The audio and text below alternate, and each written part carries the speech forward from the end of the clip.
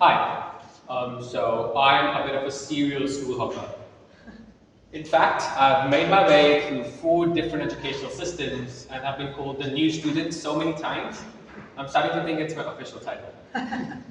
But despite the challenges of having to constantly adapt to new environments, I believe that my diverse educational experience has given me an intriguing viewpoint on this topic.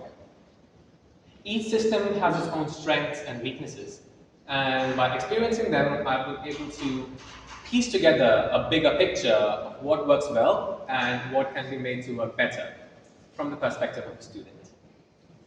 Of course, no system is perfect, and I've had my fair share of frustrations along the way, but I believe that by sharing our experiences and stories, we'll be able to get one step closer towards achieving a better and more effective education system. Back when I was in India, I completed my 9th grade through 2 separate education systems.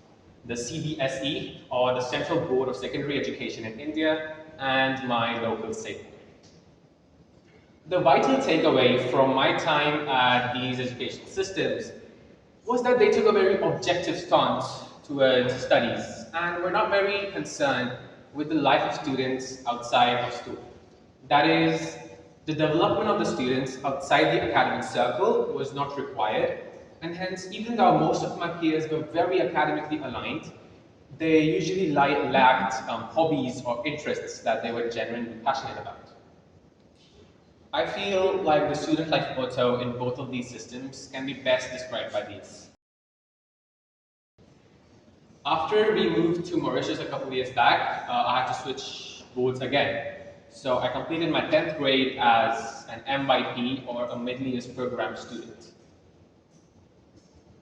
The methodology that the MYP used to teach us concepts was the polar opposite of the way I had been taught till then. Instead of having solid paper tests, we had online assessments, and instead of having a core rigid curriculum, all we had was a list of prescribed topics that we could learn to score better on the exam. All of this took me quite a while to get accustomed to, and a great self-deprecating example can be the grades I got in the first semester of the MYP, which in the kindest words can be described as not up to the mark. This was because the content that was being tested now was not based off a single book. It was multifaceted and really took into account logic and the application of the concepts learned in a real life scenario. Unlike the tests in India, wherein we were tested for a core understanding of the concepts. I believe that the MYP made me value the importance of critical thinking and project-based learning, because instead of just learning basic facts and figures, I was encouraged to look further and recognize links between topics and link everything to a global issue and potential applications. This was great, however, there was one major drawback, and that was that we just learned less content. Even though my general knowledge and understanding of the terms grew, I just didn't have as much substance as my peers back in India did. Even though me and most of my peers here had well-established hobbies and were very well-rounded, we all knew that we were relatively lacking when it came to the academic circle of education. So what if I told you that there is an education system that claims to address all of these issues? The issue of a student's inexistent extracurricular list, the issue of a student's lack of passion in what they learn, and the issue of a student's lack of knowledge in their chosen field of study. Well, the IBDP, or the International Baccalaureate Diploma Program, claims to be that specific program. It includes mandatory components that make students research towards a topic of their choice and write research reports and theses, directly helping their active community develop. To add to that, there are also mandatory components like the theory of knowledge, which makes students reflect on the essence of knowledge and what it is at its core, and CAS, which is an acronym for creativity, activity, and service, which makes students work towards developing all of these core skills. To add to this, the core mentality that the CBSE and the state boards back in India had has been integrated into the core curriculum. So all the issues and drawbacks have been addressed. But of course, you cannot have the best of both worlds and something is always sacrificed. And in this case, it is the student's well-being. I'll now go ahead and give you another self-deprecating example to back this up.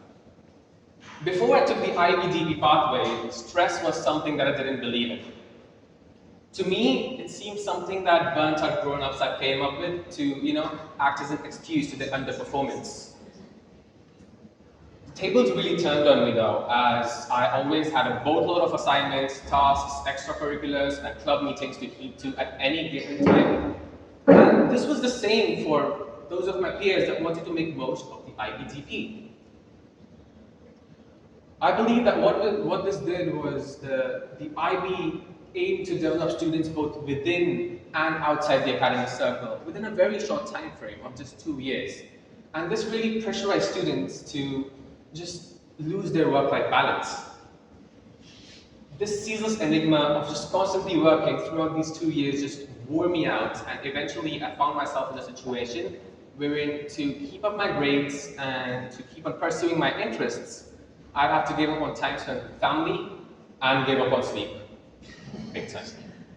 So, to add to this, a study done by Feld and Schusterman in 2015 shows that 12% of IB students go through stress, anxiety, or panic attacks at least once a week due to stress induced due to school, as compared to the 2.3% for more traditional education systems, which is still very high. Again, this is because the IB really aims to develop students holistically within a very short time frame. So, I believe that to build a better education system, we need to focus on a few aspects. Firstly, we need to make a balance between the educational, the academic, and the extracurricular and more holistic aspect of education. If a system focuses more on the academic aspect of education, the students produced will be very knowledgeable, yes indeed, but they will lack the necessary skills related to succeed in their chosen field of study. On the other hand, if an education system focuses more on the non-academic aspect of education, they'll produce students that are very well-rounded, but will not have the necessary knowledge required to succeed in the field. We need to look at all of this while keeping in mind the aspect of student well-being and mental health. Because if any of these are not kept up to standard, the student will just lose their productivity and not be able to make the most of the program. I believe that if we are able to strike a balance between all these three factors, we will be able to take one step closer towards achieving the perfect education system and hence foster creativity, critical thinking, and a lifelong love of learning. Thank you.